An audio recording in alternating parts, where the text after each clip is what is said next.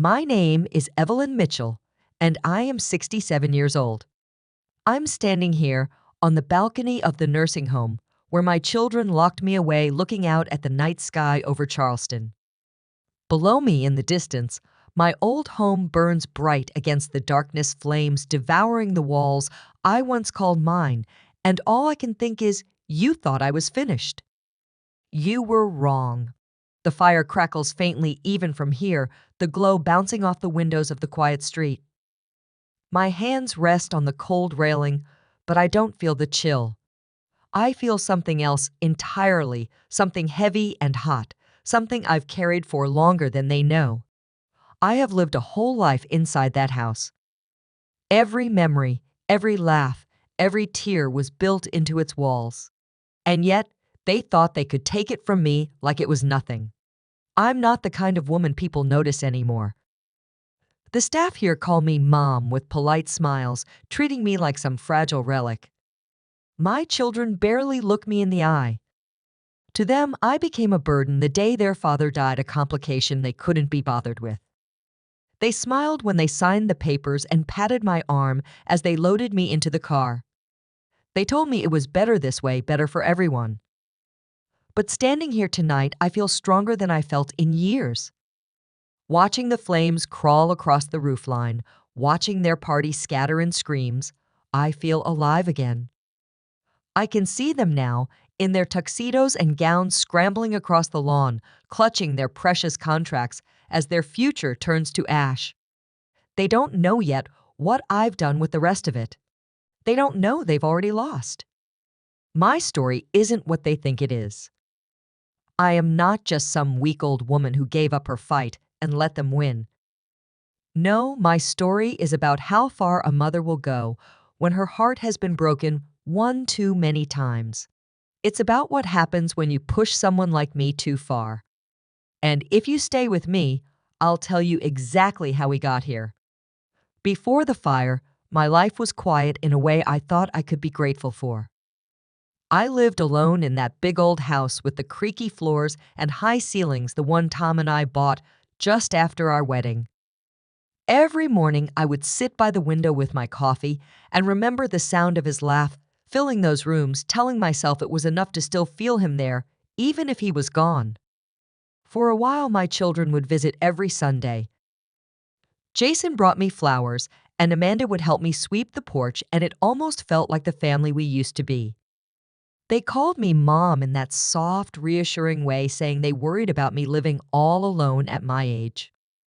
I believed them because I wanted to believe someone still loved me.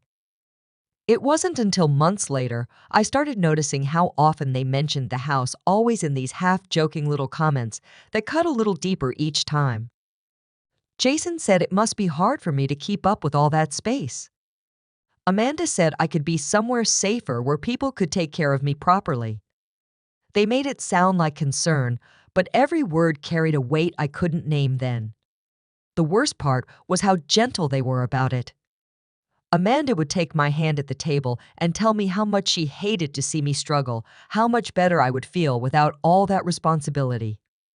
Jason said I deserved to rest, to let them handle things.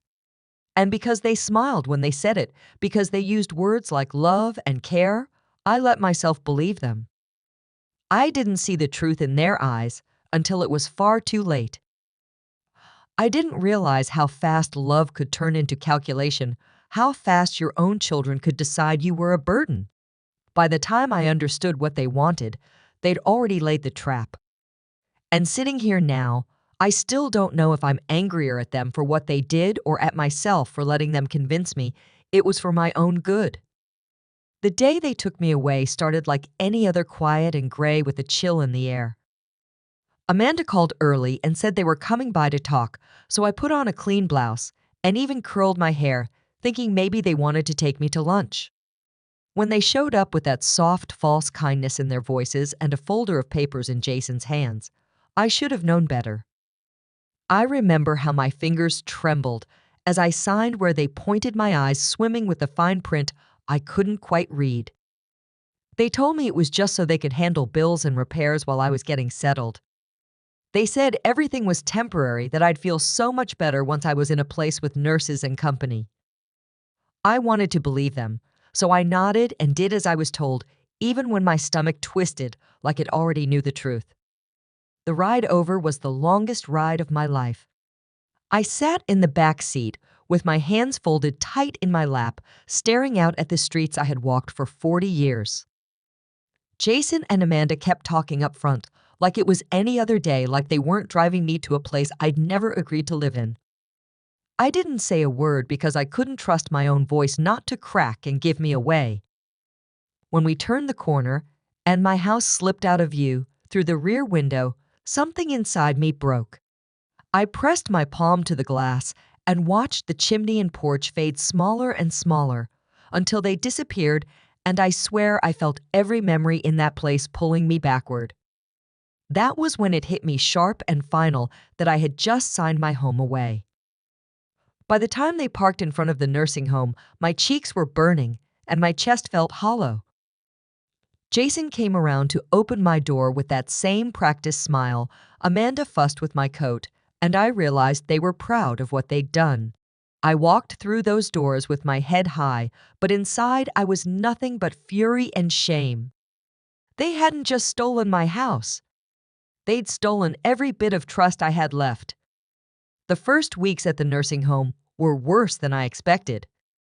Every morning, a nurse would come in and speak to me like I was a child, asking if I'd remembered how to dress myself or if I needed help cutting my food. They smiled the way people smile at stray dogs, pitying and faintly disgusted, and I'd smile back just enough to keep them from looking closer. They all thought I was broken. They thought I'd given up on everything the minute my children left me here like an old chair nobody wanted. The other residents avoided me at first, and the staff called me sweetheart, like I couldn't remember my own name. I let them believe it. I let them think I was frail and harmless because it kept them from noticing what was happening behind my eyes. At night in my little room, I'd lie awake and stare at the ceiling while the faint smell of antiseptic hung in the air. My hands would curl into fists under the blanket as I went over every word, every smile, every lie Jason and Amanda told me. I replayed the car ride in my mind, the sound of that door clicking shut behind me, the echo of their shoes walking away. The rage didn't roar. It burned steady and quiet like coals, waiting for a breath of wind. I made myself a promise in those long nights. They wouldn't win. They thought locking me up here meant the fight was over, but it was just getting started. Every time they crossed my mind, I could feel something in me sharpening.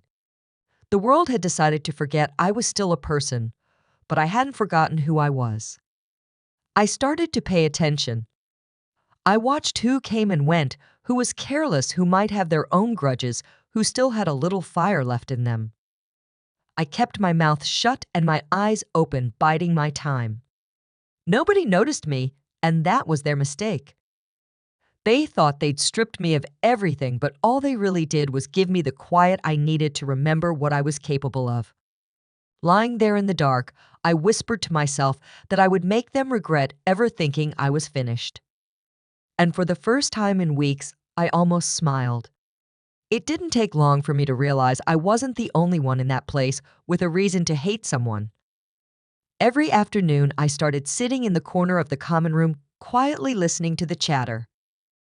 That's how I noticed Frank, who used to be a lawyer, and Dolores, who still knew people at City Hall, and even quiet old Sam, who once ran a private security firm before his body gave out. At first, they ignored me like everyone else.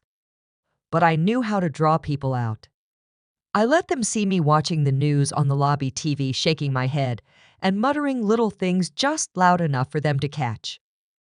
I dropped comments about my kids, about how they'd tricked me out of my home, and before long Frank was sliding into the seat next to me, saying he hated lawyers even more now that he'd been one.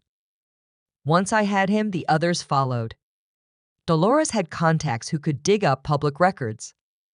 Sam still knew how to get things delivered without questions asked. I played my part well, looking sweet and harmless to the staff, while we whispered and passed notes like schoolchildren. We met late at night in the rec room under the pretense of playing cards, but really, we were sketching out the steps. Frank helped me figure out exactly what I'd signed, exactly how they'd worded everything to get me to hand over my house. Dolores got me copies of the sale documents and even a list of the buyers who'd be at the party the night of the auction. Sam explained how to slip out without setting off alarms and where to find the exits that nobody used anymore. The more we planned, the more alive I felt, like every piece of me they tried to erase was snapping back into place. We kept it quiet and careful. I let my children think I was fading, let them believe the home had softened me. But every time they called every fake concern, they voiced every smile I heard through the phone, only sharpened my resolve. I wasn't just going to take something back. I was going to show them who they'd underestimated. And with my little band of misfits by my side, I knew they'd never see it coming. The night of the party, I slipped out of the nursing home with nothing but a borrowed black coat and a tote bag slung over my shoulder. Sam had timed everything to the minute. The back gate was left ajar during the last shift change, and the cameras on the side alley just happened to flicker to black when I passed through. My heart thudded in my chest as I walked briskly down the dark street, every step bringing me closer to what I'd been planning for weeks. A van idled at the corner, waiting for me, and the driver didn't even glance up when I climbed in. I pulled off the plain scarf I'd worn all day and replaced it with the crisp catering cap Dolores had pressed into my hands earlier that afternoon. The kitchen apron smelled faintly of bleach and starch. As the van rolled toward the mansion, I forced my breathing to steady, watching the lights of the city blur by like little gold sparks. We stopped 3 blocks away, and I climbed out, blending into a group of real catering staff unloading trays and linens from the back of a delivery truck. Nobody looked twice at me. I kept my head down and followed their pace, clutching a tray of glassware like it belonged to me. At the side entrance, one of the guards checked the manifest, barely glanced at my face, and waved me through. Inside the house, the air was warm and heavy, with the scent of roses and expensive perfume. My heels sank into the carpet as I moved past clusters of laughing strangers, my eyes flicking from face to face, scanning for Jason and Amanda. They stood near the fireplace, surrounded by people in suits, their smiles bright and false as ever, and I felt my jaw tighten. I drifted toward the kitchen, weaving between servers and trays, careful to stay invisible. All around me, the house buzzed with noise and light. Crystal chandeliers sparkled overhead, waiters hurried by with silver platters, and music floated faintly from a string quartet in the corner. Nobody noticed the old woman in the catering uniform slipping through the hallways, pausing in shadowed doorways, memorizing every turn. My fingers brushed the edge of the banister as I climbed the back stairs and felt the faintest thrill ripple through me. I was back in my house. And this time, nobody would stop me. I found the closet near the back stairwell where they used to keep the cleaning supplies. It smelled just as sharp and chemical as I remembered the shelves lined with bottles of polish and bleach and lighter fluid. My fingers didn't hesitate as I reached for what I needed, tucking the canister close against my chest and slipping back into the hall. The party below was louder now, glasses clinking, voices rising with every toast. I moved through the empty upstairs rooms, quiet as a shadow. Every step took me deeper into what used to be my home, past the bedrooms I'd painted, the window seats I used to dust. The carpet muffled my footsteps, and my pulse settled into something calm and steady. I knelt at the curtains in the master bedroom and poured the liquid in a slow, deliberate line, watching it soak into the fabric before I moved to the next window and the next. When I struck the match, the flame hissed to life in my hand, tiny and hungry.